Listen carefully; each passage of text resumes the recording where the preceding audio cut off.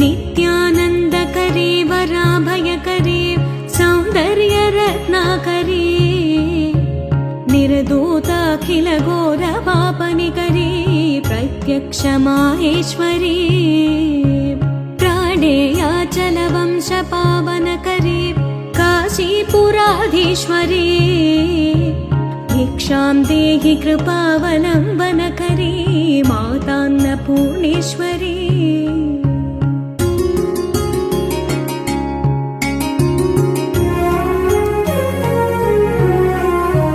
नानारत्नविचित्रभूषणकरी हेमाम्बराडम्बरी मुक्ताहारविडम्बमानविलसद्वक्षोजकुम्भान्तरे काश्मीरागरुवासिताङ्गरुचिरा काशीपुराधीश्वरी भिक्षां देहि कृपावलम्बनकरी मातान्नपूर्णेश्वरी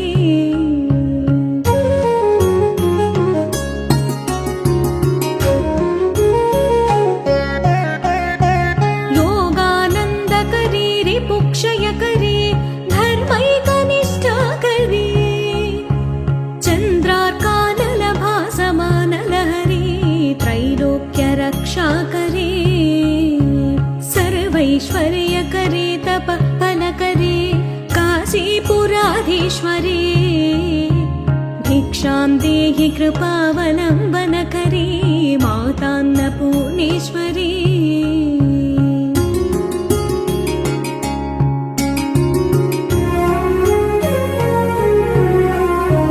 कैलासाचलकन्दरालयकरी गौरी ह्युमाशाङ्करी कौमारी निगमार्थगोचरकरी ह्योङ्कारबीजाक्षरी మహాశివరాత్రి అనగా అన్నదానం జరిపించడం.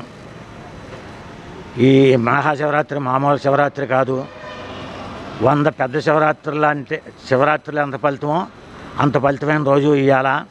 ప్రతి ఒక్కరు కూడా అవసరమైన ఉపవాసాలు ఉండి ఇలాంటి కార్యక్రమాలు చేసుకుంటే ఎంతో మంచిది. ప్రతి ఒక్కరు కూడా ఇలాంటి కార్యక్రమాలు చేసుకుంటూ మన ఆత్మకి శుద్ధిలో పెట్టుకుంటూ శుభ్రంగా నడితే ఇలాంటి రోజు మళ్ళీ 30 సంవత్సరాలకు కానీ రాదు. 30 సంవత్సరాలు వెనక్కి 30 సంవత్సరాలు ఎదరికి వస్తాయి. ఇలాంటి పవిత్రమైన రోజులు రావనక ఇలాంటి రోజులు మనకు తెలవనక బాగా పండితులకి బేమలకి వాళ్ళకి రాజులకి వాళ్ళకే తెలుసు, మనలాంటి వాళ్ళకి తెలియదు అనక తెలిసిన తర్వాతైనా చేసుకోవడం మనం ఎంతో ఉత్తమం. ఈ ఉత్తమమైన పని శుభ్రంగా అందరం కలిపి చేసుకోవాలి. ఏ దానం ఉన్న వాళ్ళు ఆ దానం చేసుకోవాలి, ఏ ధర్మం ఉంటే ఆ ధర్మం చేసుకుంటూ ఉండాలి.